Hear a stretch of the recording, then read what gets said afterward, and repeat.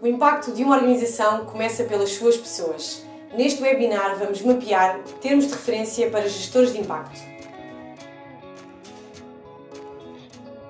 Olá, o meu nome é Joana Lopes e dou-vos as boas-vindas à comunidade de Impacto Social.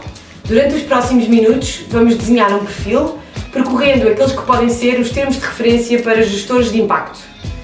Vamos então perguntar: por que é importante orientar a gestão da minha organização ao projeto para o impacto? Que dimensões tenho de garantir na gestão para aumentar o potencial de impacto? Como posso tornar-me um gestor ou gestora de impacto social na minha organização ou projeto? Mas antes de avançarmos para as respostas a estas questões, vamos primeiro definir o que é gerir o impacto. Comecemos então pela palavra impacto. Impacto é a mudança mensurável no bem-estar subjetivo de uma população em resultado direto de um projeto, programa ou política. Agora pensemos no mapa. Um bom mapa mostra-nos o território onde estamos e o que nele podemos visitar. Podemos usá-lo para definir a nossa rota, mas ele não nos irá dizer onde ir ou como viajar. O quadro de análise de gestão de impacto que aqui vos mostramos permite compreender como poderão gerir melhor as vossas organizações e projetos para o impacto. A mudança acontece tão rápido nas nossas vidas como na vida das nossas organizações e ela é complexa, não é linear. Modelos como o quadro lógico, por exemplo, estão utilizados em organizações sociais e em projetos sociais, fazem uma análise linear da realidade e da mudança, valorizando muito mais apenas aquilo que acontece do que exatamente o impacto daquilo que acontece. Mas se a mudança é complexa, é então tempo de investirmos em modelos mais complexos, mas não necessariamente mais complicados.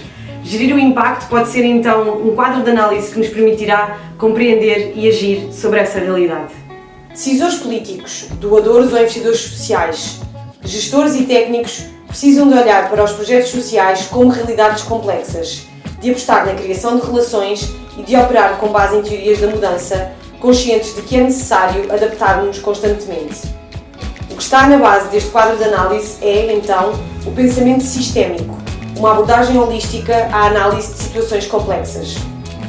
Gerir o impacto exige uma perspectiva de longo prazo, esperar o inesperado, discutir premissas e escrutinar o seu impacto, identificar os pontos mais fracos e reforçá-los, ter uma visão ampla, ver as coisas no seu contexto. Por isso, gerir o impacto implica gerir para as pessoas, gerir para aprender, gerir para responder rapidamente. Importa-nos ainda saber três coisas. Quem é que a nossa organização ou projeto beneficia e não apenas qual é o nosso público-alvo? Perguntar não apenas o que é que vamos mudar, mas sim como é que acreditamos que essa mudança acontecerá? E ouvir essas respostas da parte de quem beneficia da nossa ação, bem como de todos os envolvidos, os stakeholders ou partes interessadas. Vamos agora percorrer as várias localizações do mapa que vos apresentei há pouco. Visitando estas localizações, dirigentes e técnicos de entidades de economia social poderão orientar melhor as suas organizações e projetos para o impacto.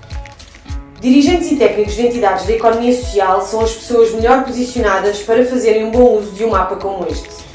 Para isso, têm de começar por conhecer muito bem a sua localização de partida, isto é, serem capazes de diagnosticar a realidade em que estão a operar. No caso de um gestor de impacto, por exemplo, de uma organização social, espera-se que ele seja capaz de encontrar e aplicar ferramentas úteis para melhor conhecer a sua organização. No próximo webinar, iremos dedicar-nos mais em detalhe a ferramentas de diagnóstico, nomeadamente a 5C, 5 capacidades. Depois de diagnosticar, é fundamental que os gestores de impacto saibam qual o destino onde querem chegar, isto é, qual é a sua visão, e definirem uma estratégia para poderem lá chegar com a sua equipa. Um gestor de impacto precisa de uma visão estratégica. Isto significa ter uma visão ampla, de 360 graus. Esta visão permite ao gestor ter em consideração todos os fatores que interagem com o seu trabalho, desde tendências económicas globais às condições e capacidades locais. Ser capaz de responder prontamente à mudança. As inovações sociais têm uma natureza complexa e dinâmica, por isso é importante desenvolvermos capacidades para conseguirmos responder às mudanças que constantemente acontecem.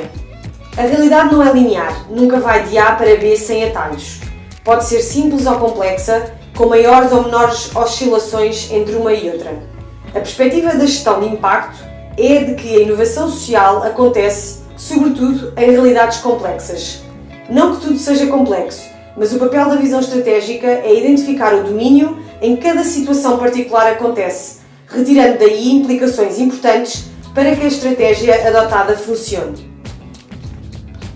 Passar do quadro lógico à teoria da mudança. É recorrente vermos projetos sociais cujas mudanças efetivas sobre a realidade em que intervêm é desconhecida, embora consigam angariar financiamento ano após ano.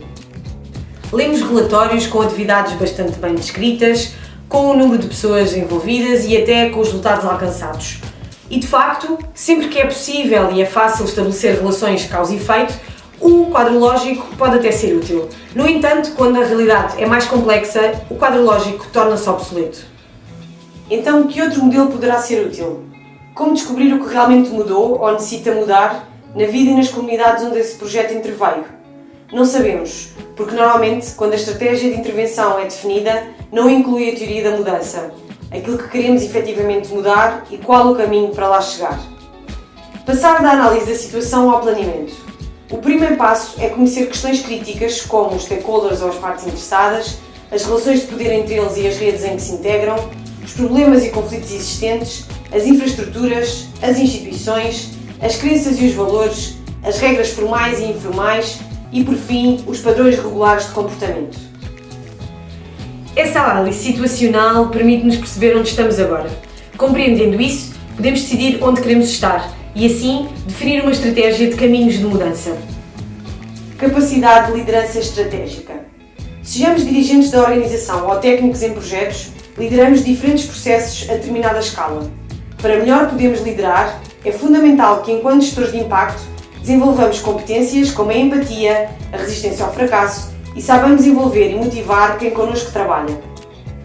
Se as organizações que mais aprendem são aquelas que mais investem na sua visão estratégica, uma gestão eficiente das operações é também um fator fundamental para garantir o impacto.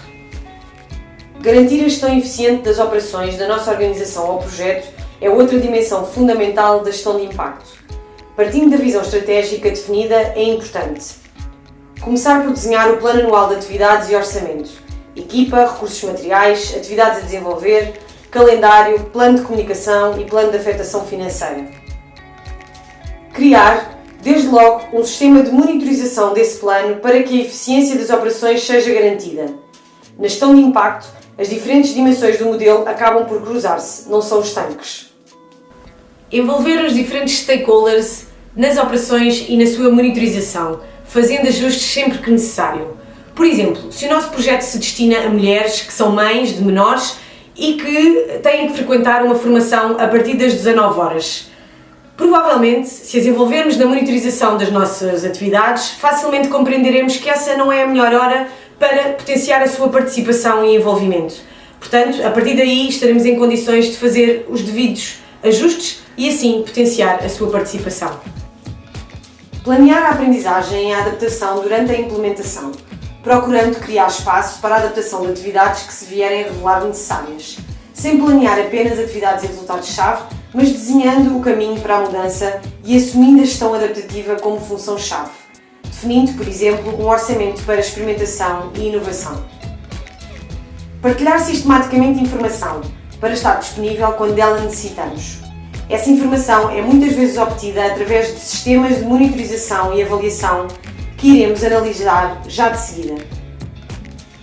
Vamos agora concentrar-nos em mais um pilar da gestão de impacto, a monitorização e a avaliação. A capacidade de um gestor para criar e gerir bons sistemas de monitorização e avaliação é fundamental para que possa aceder à informação que lhe permitirá aprender e, com isso, melhorar o desempenho. A monitorização e a avaliação assumem um papel claro na gestão de impacto. O papel de informar a estratégia e, por conseguinte, a gestão operacional e a aprendizagem para que melhor possam orientar-se para o impacto. Mas afinal, como podemos tomar boas decisões de gestão se não sabemos onde estamos, não sabemos o que funciona e o que não funciona, que aspectos externos podem influenciar ou potenciar a nossa ação?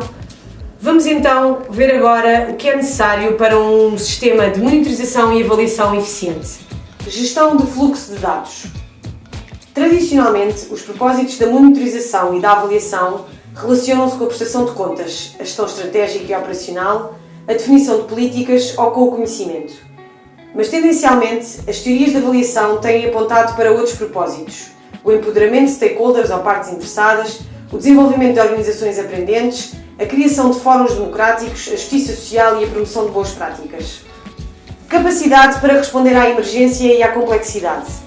Esta capacidade será tanto maior quanto mais perguntarmos e melhor conhecermos o que os diferentes stakeholders pretendem e porquê, envolvendo-os na recolha de dados, bem como na sua análise, apostando em métodos participativos de monitorização. Processo de participação e aprendizagem. Que fatores podem então potenciar a aprendizagem?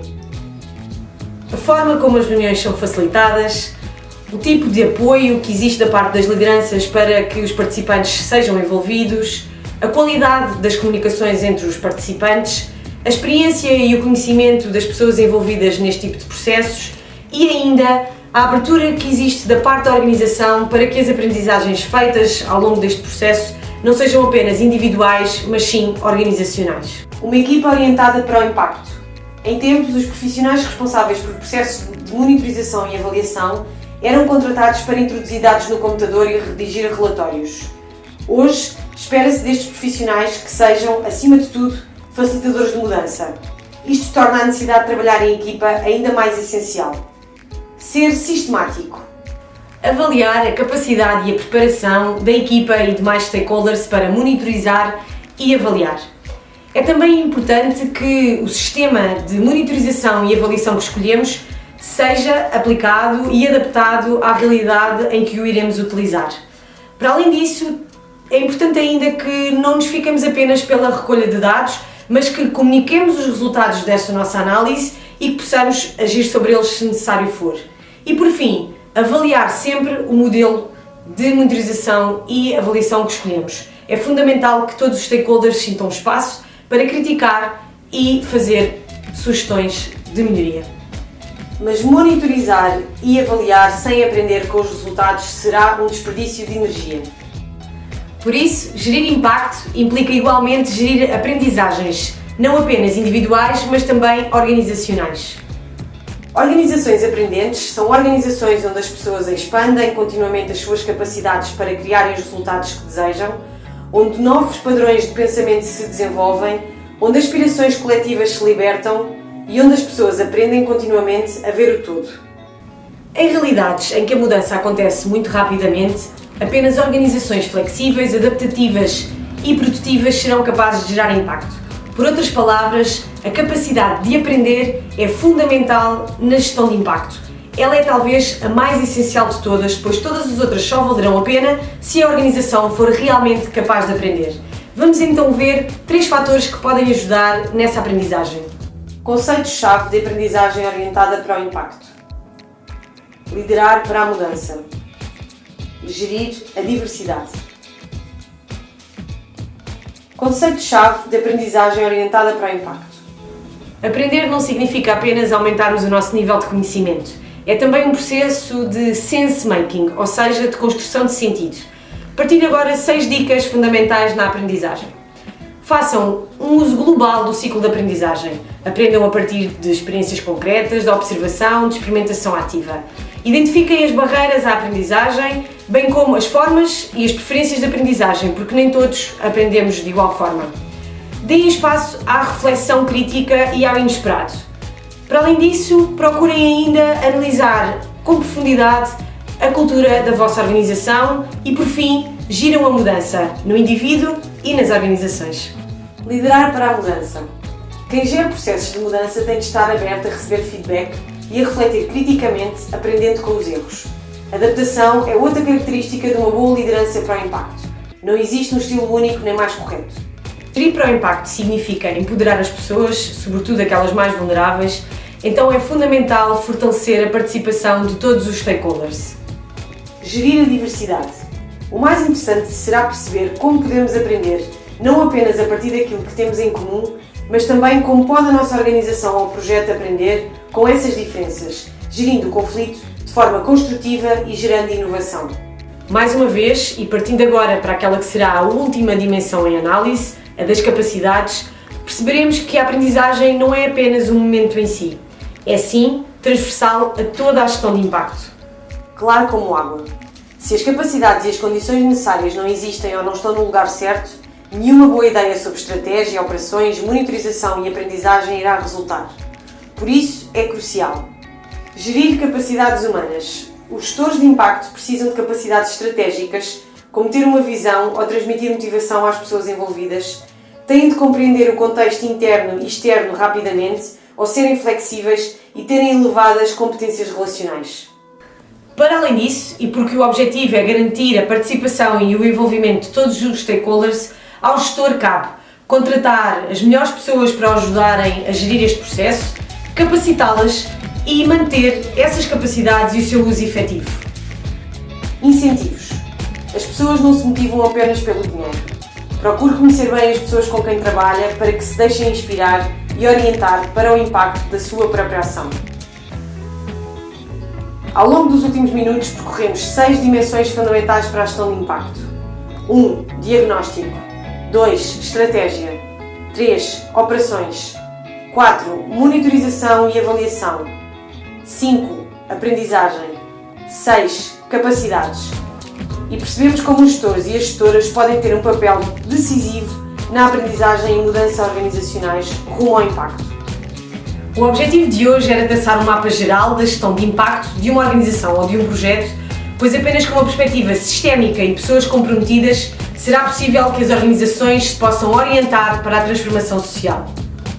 Para saber mais sobre este assunto, recomendamos 2 leituras. O manual Managing for Impact, do Centro Holandês de Inovação no Desenvolvimento, e o livro Gestão de Organizações e Criação de Valor Partilhado, de João Menezes. Nos próximos meses teremos a oportunidade de aprofundar alguns destes temas. Até já!